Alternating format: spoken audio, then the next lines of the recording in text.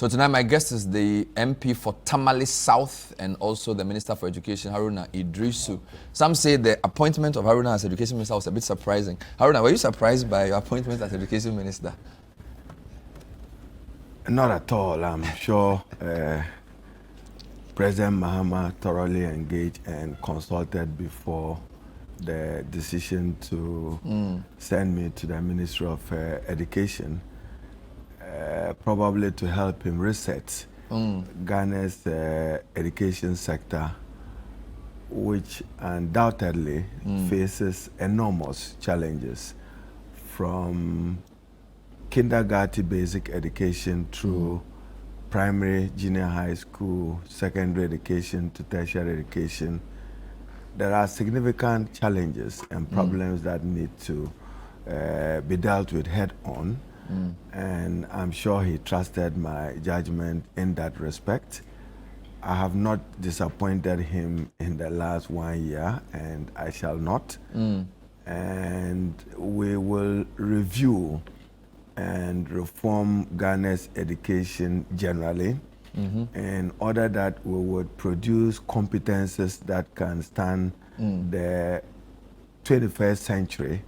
And therefore, we intend to work to equip Ghanaians with what you call the 21st century skills, not just knowledge, but critical thinking, analytical minds, in order that they can contribute to the development of our country and probably to global affairs. So I wouldn't say that I was surprised. But quite a very challenging portfolio. And you touch every life. Every parent is looking for you. Would you say it's a bigger portfolio than communication and trade, which you held absolutely, in the previous? Absolutely.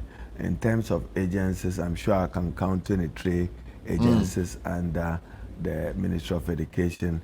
We have the largest workforce in Ghana, which is in the region of some 360,000 teachers across the country. We also have the largest pension fund, which is GSOP, which is probably doing very well, and with an asset portfolio of about 30 billion Ghana cedis. So a challenging portfolio, but surmountable. You will not be the first former student leader to be an education minister, but for some of us who were in university in those years, I think it's an interesting. Because usually for a NUCS president, the student body sees you as the one who fights government for us. And I think you were president in 96, 97. And then 28 or 29 years later, you are the one who is the Minister for Education that we were taunting in school. I don't know whether you thought about the irony of that. Once in a while, when I sit in the conference room, I catch a glimpse of the pictures around, and I see late Harry Sawyer, Amwakunwama, Bauredu, Deputy Ibi Chambers at some point. Chambers, who mentored me along the line, and then Dr. Ekospio Gabra, then Osafo Mafo. So it comes to you with some nostalgic feeling, but spurs you on to see what you can do. So it's such an important, if you talk about the future of the country, it's about education. And our commitment is to provide inclusive, quality, equitable education across the country. I recognize that there are wide disparities in the provision of education generally in Ghana. You're talking about disparities in rural-urban divide. There are better quality schools in the urban areas than in the rural areas. And then you're also talking about disparities in the provision of education between public and private schools, where the private sector seem to do well at the basic level than many. But generally in Ghana, we can pride ourselves that Ghana have made significant strides in expanding access to education generally. Understandably, our literacy rate is around 79% compared to our peers, South Korea, which is now 98%. We could do better as a country. I'm told that our per capita income has significantly increased. It probably will run from $2,500 US to about $3,200. with some significant improvement in the GDP rate of the country. Here we have moved away from 82 billion to about 123 billion dollars. So that consequentially will affect the computation of Ghana's per capita income. But overall, we should do better in order to address the despondents, particularly young people and the youth. You recall that in 2016 when I said that unemployment was a national security crisis, there were many who didn't appreciate it at the time.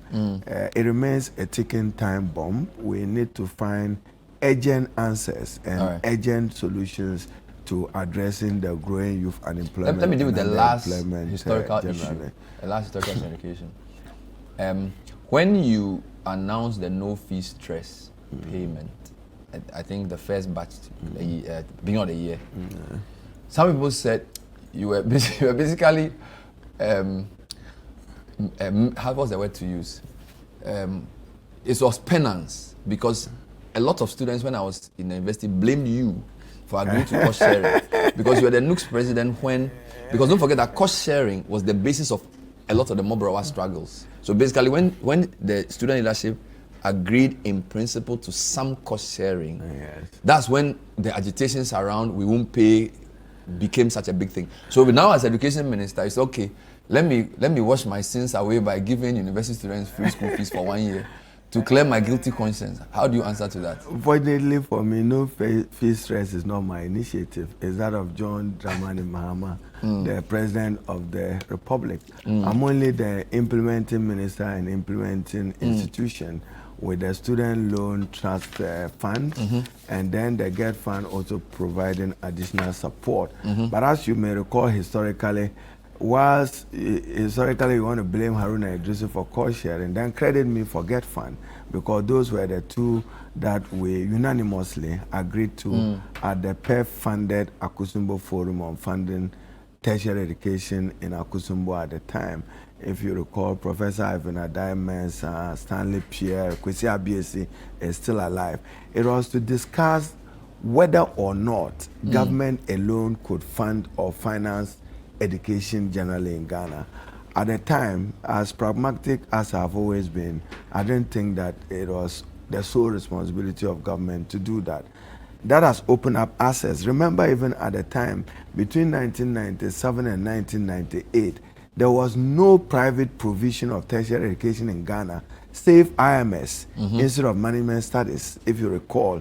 So that also provided an opportunity for expanded access to higher education with the opportunity to the private sector. And there are many or uncountable number of higher education institutions today that are also providing quality tertiary education.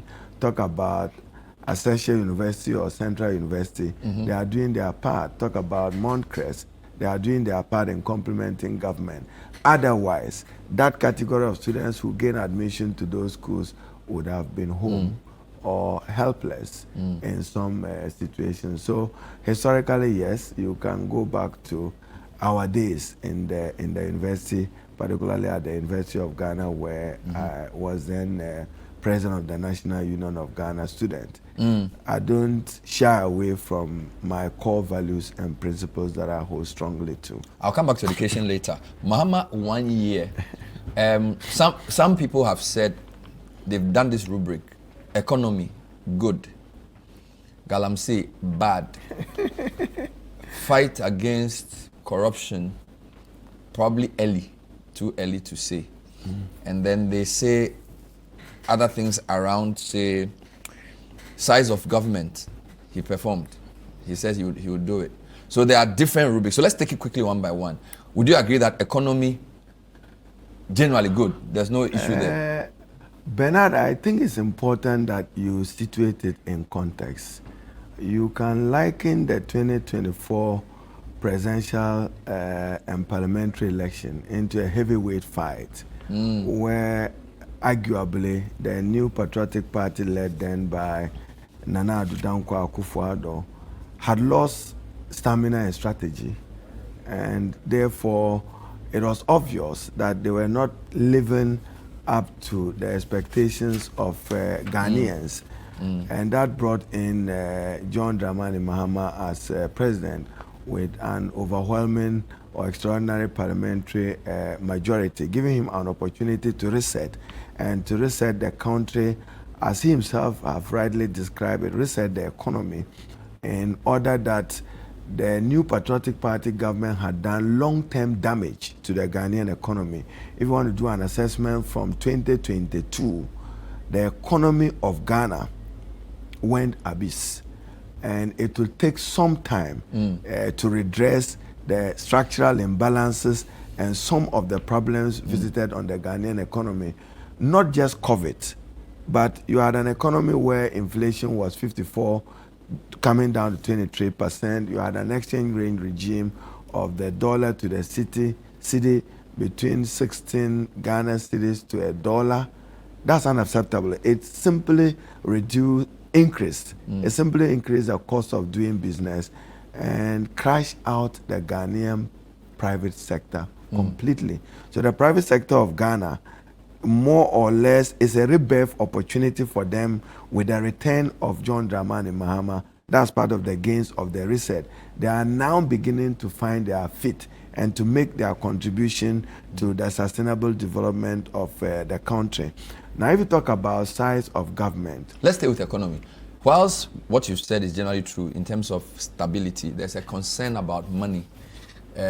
Contractors were crying for payment. I think the president ordered a couple. Some people even claim that the stability that the finance minister had led to achieve was purely because you were not spending, which is why inflation is down and the rest of it. I think you heard your colleagues say this. How do you respond to that? So inflation is down from 23% now to 8-9%. Exchange rates have stabilized. So that has resulted in a reduction of prices of goods and services. Citizens can feel it out there, and citizens can feel it in the market. The private sector can feel it. What we need to do now, which will be the focus of 2026, will be to spend to stimulate the economy so that there will be income to chase the goods and services for which prices have reduced. But if you compare it to the new Patriotic Party era from 2022, as I said, they did long-term damage to the Ghanaian economy. Debt at the time stood about 745 billion Ghana cedis, which was more than 70 to 80% of GDP. Today, that has been brought down to about 645 billion, in the region of 49 to 49% of GDP. So President Mahama, through Minister Atuforsen, has done well in resetting the economy, but it is not enough. You don't set out within a year to resolve all the problems. Yeah, today I think the trade minister was asking traders to reduce prices to reflect but at least gains. Cement prices have come down, and I'm aware that even price of kenke and fish have come down. Really? It's reflecting. Well, the minister, your colleague, was asking traders to lower prices. Yes, and I think some have. But you are right on point that we need to stimulate the economy. Consumption is a function of expenditure, and therefore, if you do some economics, you are not far from being right that we need to do more to stimulate. Okay, let's talk about galamsey. So stimulate economy is consumption good. Through fair enough. Increased economy expenditure. is good. Nobody's arguing. Yes. There was a big push for former President Akufo-Addo to do some things on galamsey before the election. State of emergency, repeal LI 2462. Essentially, some of your colleagues were even saying a serious president could stop galamsey in weeks. We've had a whole year, at least 12, 11 months. Basically, the view is that the galamseys have just changed party colors and it's still going on, right? And the urgency, the gusto, that was the rhetoric in opposition. We are not seeing it in government. Why in government there's no rhetoric, there's action. The action is not matching the rhetoric in opposition. And I say that in government there's no rhetoric, there's action. I think that the president remains very focused through his Minister for Lands and Natural Resources and his Minister for Environment in dealing with a major crisis of the country, which is galamsey, which is affecting, one, the quality of the water we drink, the quality of the air we breathe, I was in Japan when investors complained about the quality of Ghana's cocoa and the effect of cyanide on Ghana's cocoa, which can be fatal if our cocoa get rejected. So there's concerted effort to fight galamsey. I'm not too sure to say that we have won the fight. No, we need to win the fight, and we'll win the fight. So we need concerted, accelerated effort and more mobilization to deal with it. But more importantly, punitive action. I think that any public officer or political office holder associated with the menace of galamsey. I said it when I had opportunity with then acting Chief Justice of the Republic, Scott Puamang, at a mentoring program that punish decisively if the court gets any opportunity of any public office holder engaged in galamsey. They should deal ruthlessly with that person so that it becomes a deterrent. Now, if you see the number of excavators that has been seized, that's significant. Number of persons who have been arrested, significant compared to the MPP era. That is not to say that we are successful in our fight against There's a galamsey. thing that the president is pacing himself, that the goodwill this president has, he can actually take very difficult decisions, including even a temporary ban on all kinds of mining, to sanitize the environment. Just a second. And then when the sanitization is done, we can go back. He hasn't chosen that option. He's chosen a more gradualist approach, which some people feel, for the kind of goodwill he has, is disappointing. No, it shouldn't be so. I think that you must understand the push and the pull factors of galamsey. You have an economy which itself is dependent on gold. Today, gold is selling at 4,400 ounce, which is the best in the world since 1979, about 68% increase in it. Central banks across the world are all buying gold in order to up their reserves.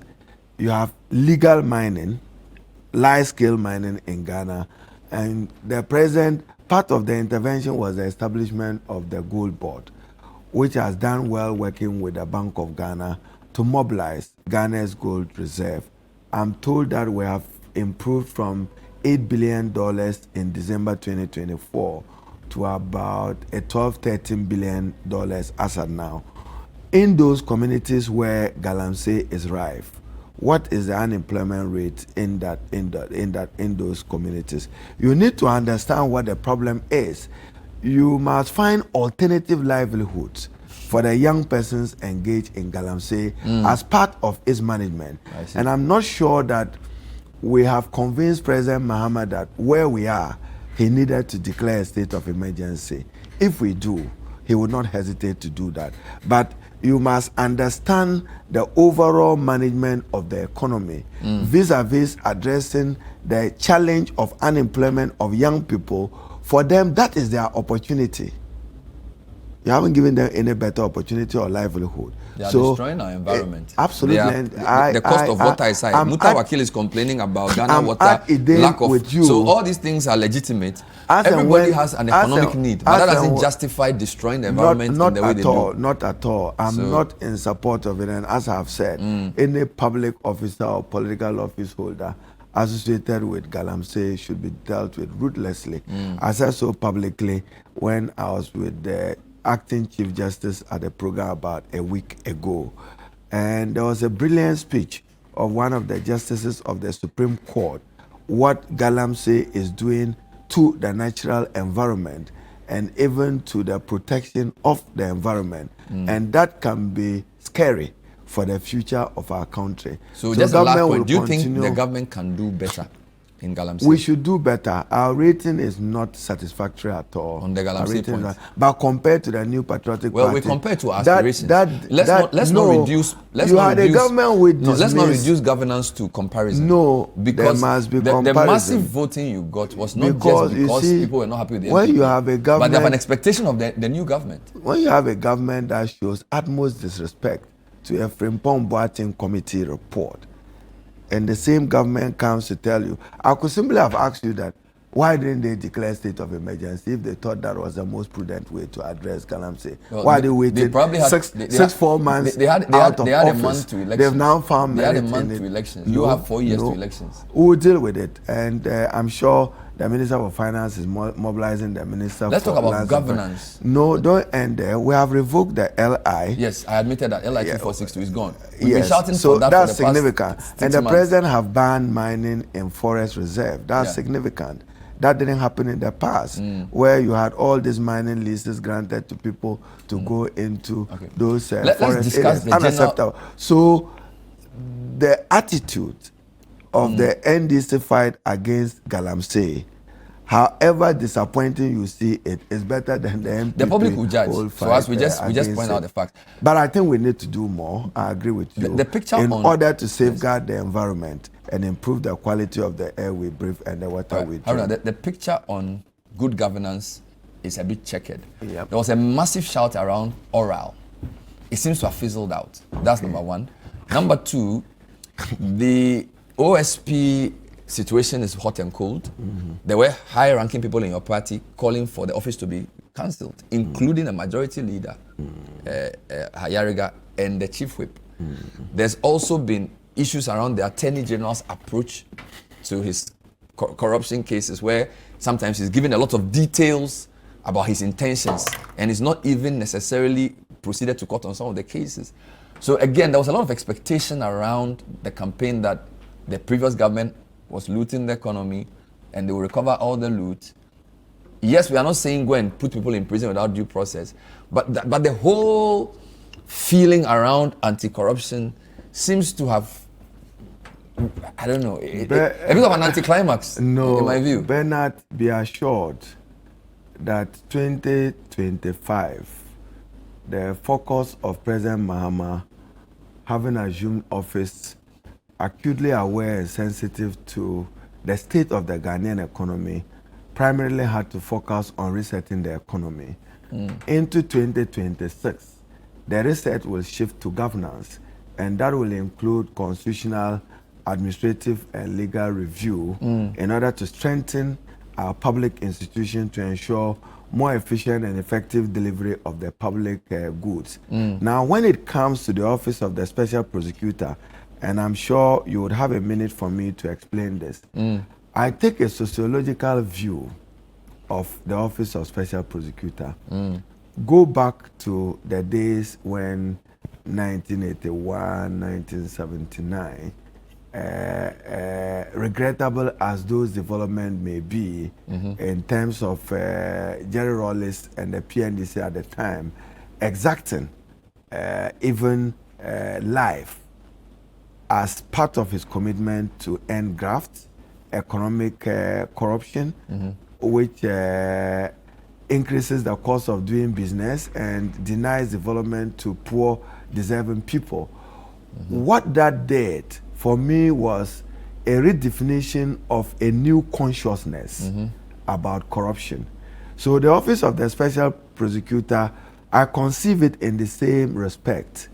It does come with a new consciousness that every public office holder is aware that there's a watchman somewhere watching you, not to abuse the public trust and not to betray the public trust, and that there are dire consequences for the betrayal of the public trust. Now, we all, and this is just to improve our constitutional jurisprudence. What we argued then, if you recall, so when I heard Speaker Michael Kwe talk about the Office of Special Prosecutor, I said, hey, Ghana, we have come very far.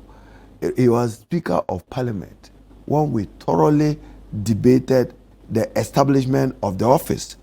And one of the significant writings at the time was the U.S. State Department issued a very strong statement supporting President Akufo-Addo, at least in fighting corruption. We call it the Sunshine Laws. Right to information is a sunshine legislation. Creating the Office of the Special Prosecutor is part of dealing with graft head on. But the argument then was not about the existence of the office. It's about the constitutionality of it.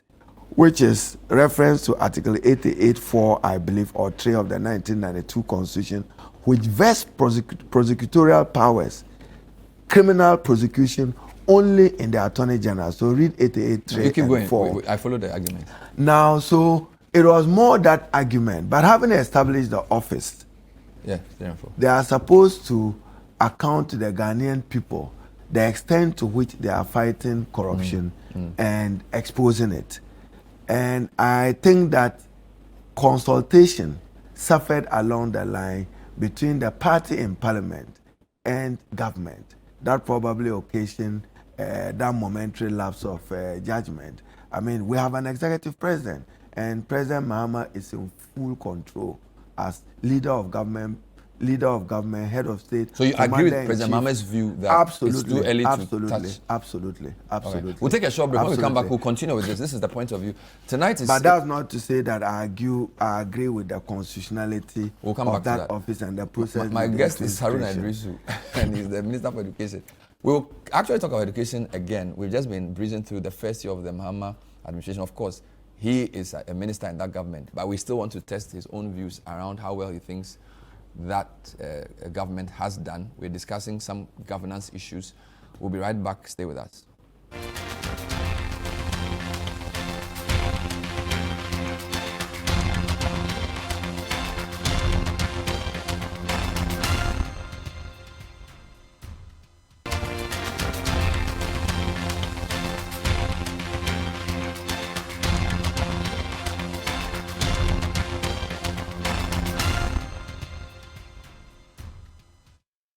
Welcome back. So tonight on The Point of View, we're talking to Haruna Iddrisu, Minister for Education, MP for Tamale South, reflecting on the first year of the Mahama administration. Education employs over 300,000 people, and we are told they will want to employ more. Indeed, over 90-something thousand teachers are waiting to be employed. So I'm sure by the time... That's what is required. So you need 93,000 more? Yes, teachers across the country.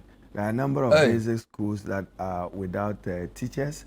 We have currently a backlog of about 36,000 teachers.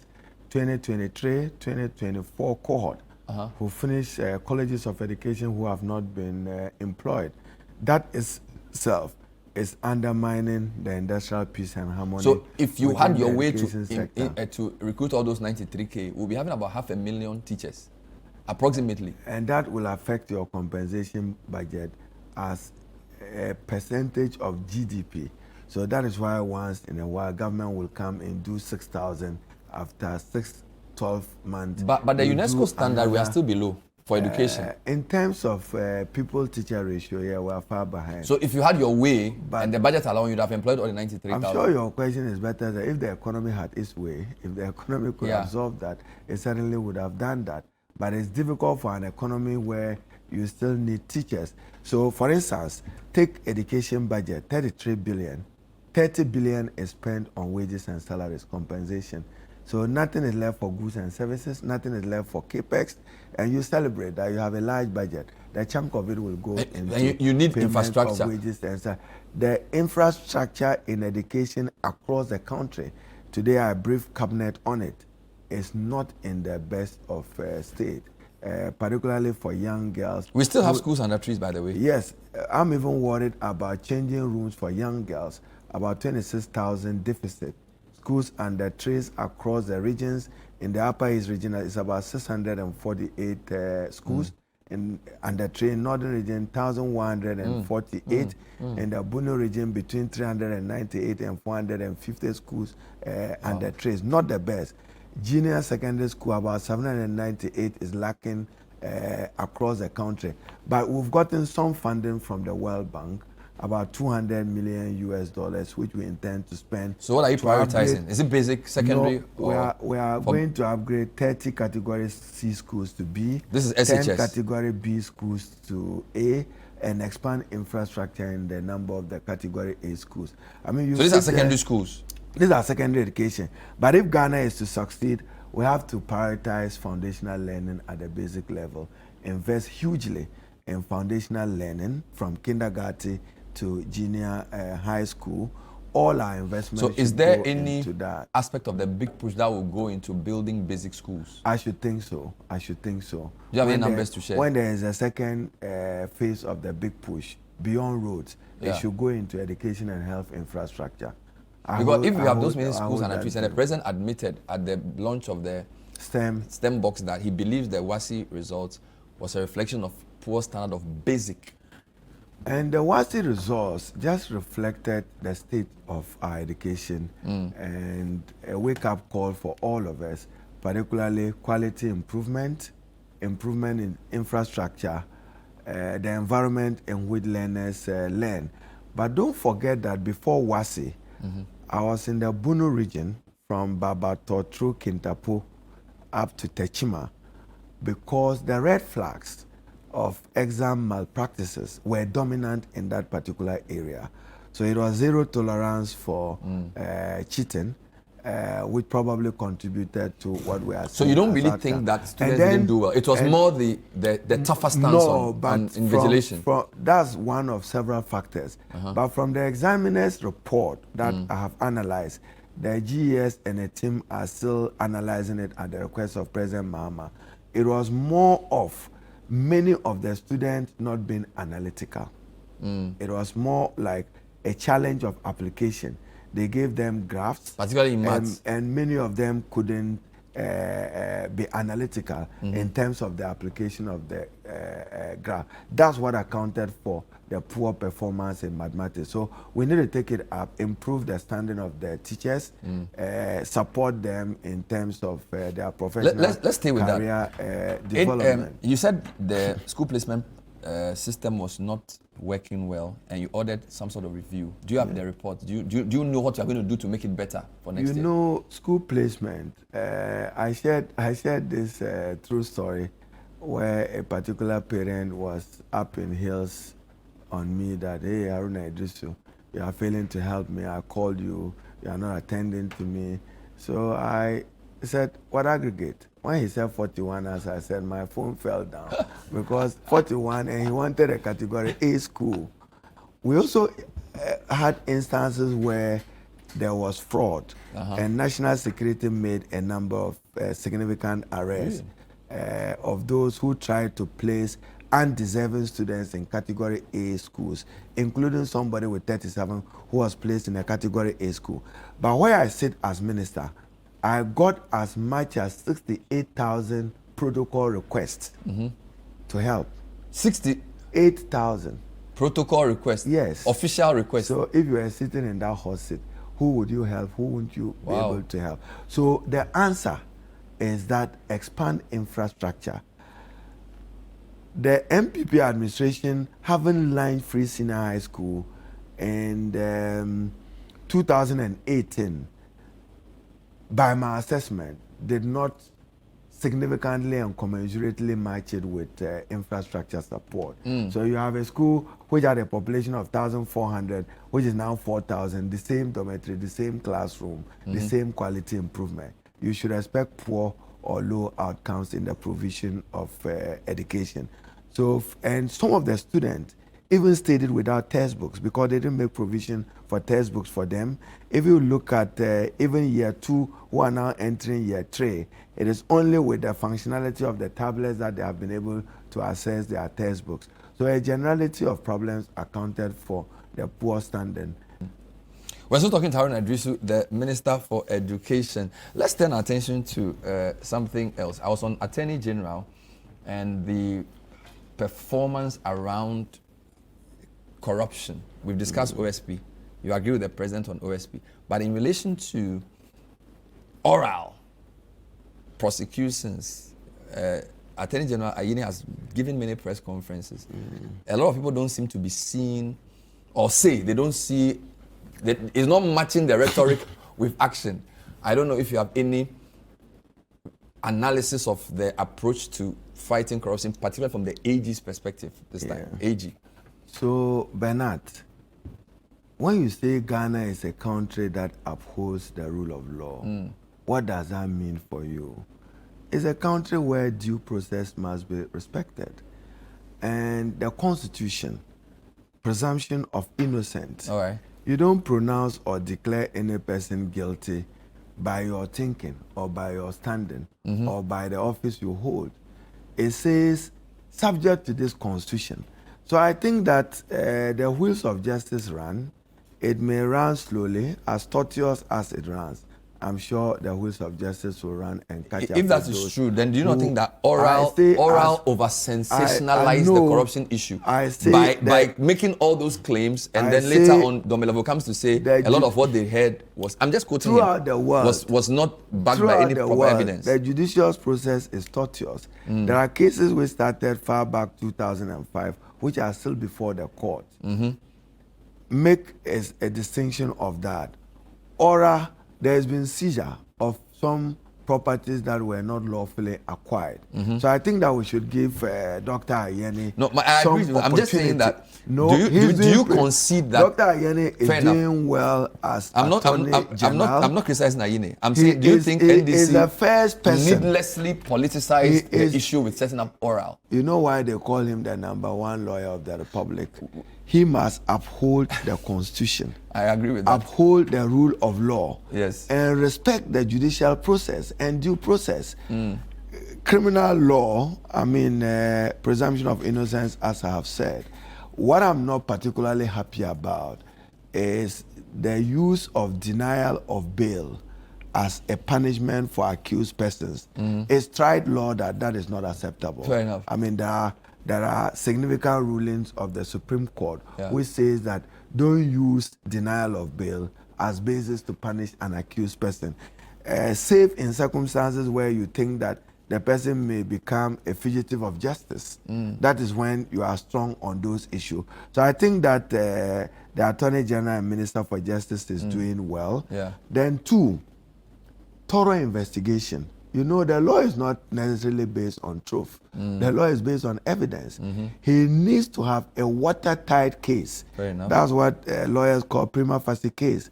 So much of it now is ongoing investigation to unravel and unearth some of the debts behind many of the acts of corruption, embezzlement, misappropriation. I wanted that you to concede that in the oral past. over sensationalized corruption. But you don't want to concede that. No, over sensationalized what? It made a razzmatazz around visiting places, collecting documents, big piles of documents, and then Domelevo later comes to say some of the evidence was even hearsay. No, and that they didn't have for instance, you have a foreign service officer, probably in the U.S., who there is evidence that set up an entity that he could gain as much as 1.5 to 5 million US dollars. Unacceptable conduct. That you cannot hang him within 24 hours just saying that he's done wrong. You have to subject him to due process and subject him to the rule of law. Exactly what Minister Ayeni, Dr. Ayeni is doing.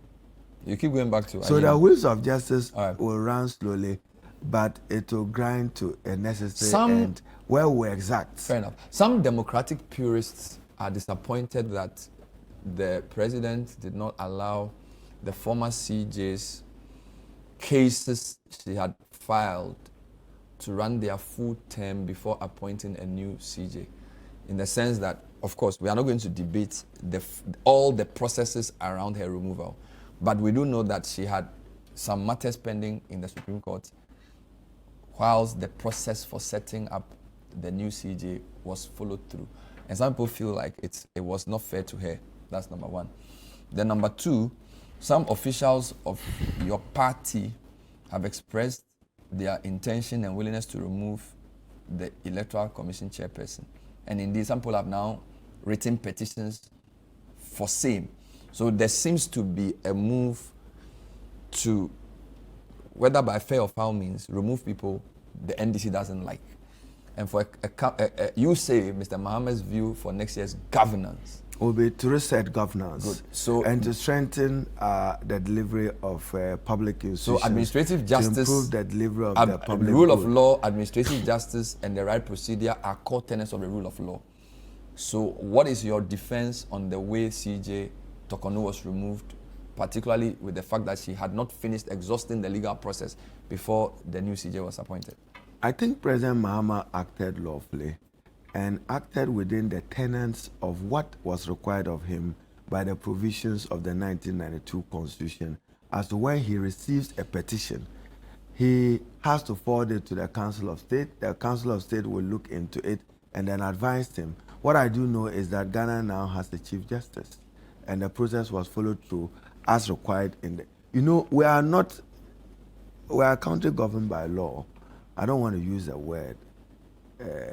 Ghana is a country governed by law. So the rule of law operates in its all. Yeah, but the specific question is that now, if an aggrieved person has not exhausted the legal system where the person is clearly made an appeal or has a case pending, is it fair for a fait accompli in terms of the person's replacement? The Constitution provided rigorous roadmap as to what should happen, and the president did exactly that.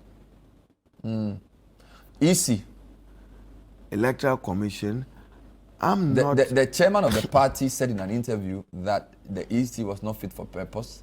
Now we've seen people put up specific sort of petition for her removal. Maybe let me take a break. I'll let you answer that when I come back. This is the point of view with Haruna Iddrisu on a wide range of issues. Stay with us.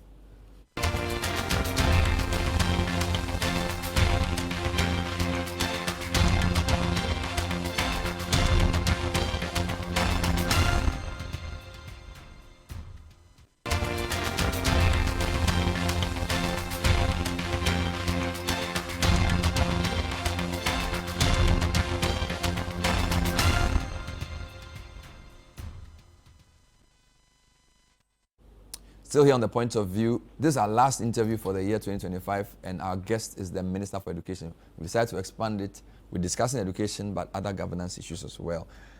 So I just wanted you to respond to the view that there seems to be a calculated move to rid sacred state institutions of people the NDC doesn't like. I think, Bernard, what is important is for us to safeguard our democratic credentials as one of the strongest democracies in Africa and probably growing to get our pride of place in the world.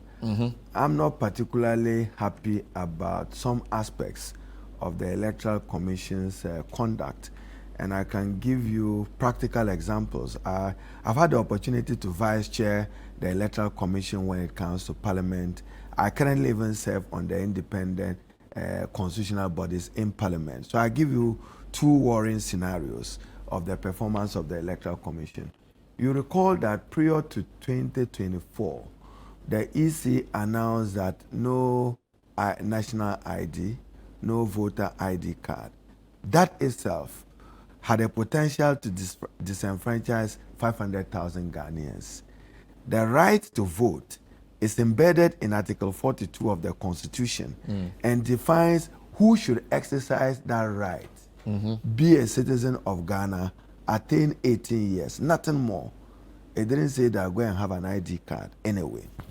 Then two, the declaration of results by the Electoral Commission, even though CI 127 governs the Electoral Commission conduct of the last presidential and parliamentary election, Bernard, it's a wrong for results to be declared at police station. We shouldn't encourage that culture in this country where might is right. That is wrong.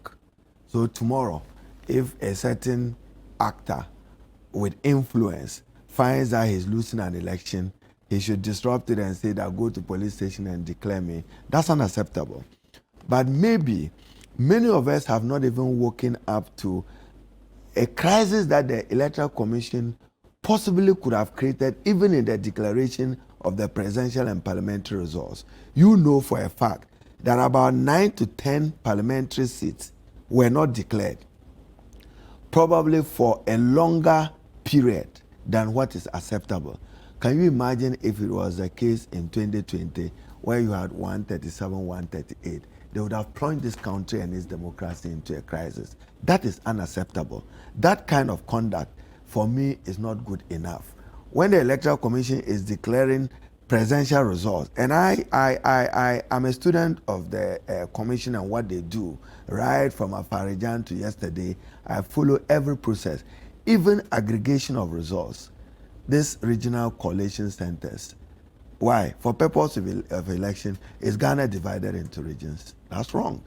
Elections must be aggregated on the basis of constituency and constituency outcomes of its if you disagree with EC's behavior, there are forums for correcting them. To address my them. question has to do with wanting to remove the chairperson because you don't like Certainly, their behavior. Bernard, I'm not the petitioner, so I cannot speak for the petitioner and what basis he has. I'm talking about people in your party stating let them that look into the merits. Stating that they want the chairperson Let to them be look removed. into the merits of the petition.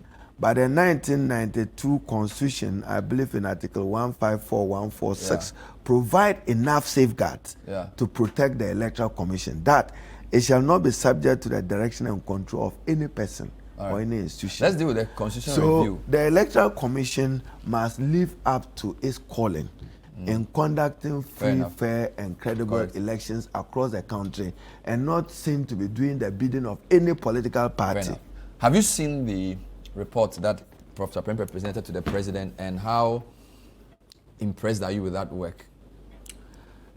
Bernard, I think it's taking us long to undertake the necessary administrative, legal, and constitutional review. I trust that President John Dramani Mahama will make the best use of his extraordinary mandate in Parliament and its overwhelming acceptance in Ghana to reposition our governance for more effective and efficient delivery of what I described as a public good. Now, when you talk about constitutional amendment, remember President J.E.A. Mills established a constitutional review committee. Subsequent to it, a white paper was issued. Now, in this case, you have a committee. Not so Mills was a commission. Not the one in the character of a commission of inquiry where you expect a white paper to be issued. Nana Addo Dankwa got the chairman's committee, which also looked into it, involving looking at some aspects of the constitution. Now, Bernard, Kenya went through a constitutional review process 2010. In Ghana, we need to look at the issues, entrenched and non-entrenched. Why did the Constitution provide for entrenched clauses in Article 290 of the Constitution? Because sovereignty resides in the people. So it is saying that on those major entrenched clauses, go back to the sovereign, the people of Ghana. Let them give you the power to proceed with an amendment or no amendment to the Constitution. It meant that it didn't want to leave it with the political elite so that the president and parliament can just decide. Someone elects the president. That's the sovereign. Now, in Ghana, we've repeatedly said that parliament is not sovereign compared to Westminster or the UK parliament, which is the sovereign. In Ghana, as you read the constitution, it says subject to this constitution. So wherever you find the word subject to this constitution, it operates as a limitation to the exercise of that authority and mandate given to you. So parliament just can't do at its places. The executive, the president, cannot do as he pleases. He must act in accordance with this constitution. So there are the easy ones, which is the non-entrenched provisions of the constitution, where parliament tomorrow, once the bill is introduced, subject to passing it through the Council of State. But Bernard, let me share this interesting story. We have just a minute, so you have to be very succinct. I'll use the 1 minute well. You know, Nana Addo Dankwa was celebrated highly as a constitutional lawyer. He is. But when he introduced a bill to amend Article 2431 of the Constitution on the election of district chief executives, in the minority, we just wanted to deflate his standing. That look, constitutional lawyer of that high standing, look at this unacceptable error he had committed. So if you read 2431 well, Nana Addo Dankwa in his correspondence to Parliament captured through Council of State an amendment to Article 2431, forgetting Article 2433. So as a minority, we just punished him so that he'll go and learn his constitutional Which is why he didn't push it. And then we rejected it. Not that, you see, he needed other consequential amendment, including 248. Is a candidate now going to stand election as an individual or on a political party ticket? It was an administrative legal error. Absolutely. Which you So rejected. given his standing, he should not. So his constitutional advisors, so President John Dramani Mahama will be thorough. So he's finally, subjecting this to... Finally, we've seen you a few times tout the first lady, sorry, the vice president to become the first female president of Ghana. And some people see that as a strategic political move. So you've said that not once, I think twice or so. It's been captured in the media. Why do you keep touting her for president? Has she said she wants it? She is vice president of the republic, and arguably, given her standing, she is very capable of leading the country. I've worked very closely with her. And 2028 is still far away. You are talking about 3 years. But Professor Jane Nana comes to me as someone who can hold the unity of the NDC as a political party. Is the NDC worried that there is no unifying figure to take over? Not at all. Because Mahama's stature is so high. And there doesn't seem to be anybody matching that level of promise. And therefore, maybe that's why you're pushing the... Mahama generally is an acceptable personality, and he's endearing himself well. I mean, his performance into 2025 can be described as telling in terms of discipline with all this difficulty in the management of the economy. He's listening more, both to civil society and the Ghanaian public, and I believe that he means well for the good of our country, and given the opportunity, he would leave an enduring legacy behind as president of the republic. Are you interested in the position? What position? I'm Minister for Education. Are you interested in being president? I say I'm Minister for Education. I know that. I've served Ghana in some respects. I've been in Parliament now 21 years. That's good public service to the country. Are you thinking of standing for NDC flag bearer? Thinking. I'm MP for Tamale South, and I cherish the opportunity to serve the people of Tamale South. The time is not yet due. And I'll continue to serve the people of Tamale South as their MP. I hope you come back here into this chair so we can continue this. Someday, I'm sure. Someday. You make it sound so far away. I was hoping you would say very early next year. Someday. Merry Christmas and Happy New Year to you. Yeah, I think I should also use this opportunity to wish your listeners Merry Christmas and Happy Prosperous New Year in advance. It's been a very challenging year, and in the lenses of the public and the Ghanaians, we are not doing too satisfactory in the fight against Galamsey. A wake-up that we should elevate and up our game in the fight against Galamsey. That, I assure you, President Mahama will do. Thank you. Haruna Iddrisu is the Minister for Education, and he passed through the studio on his way to a break. Everybody's going for Christmas break, but we will still be here. We'll see you shortly. Thanks for watching. Bye-bye.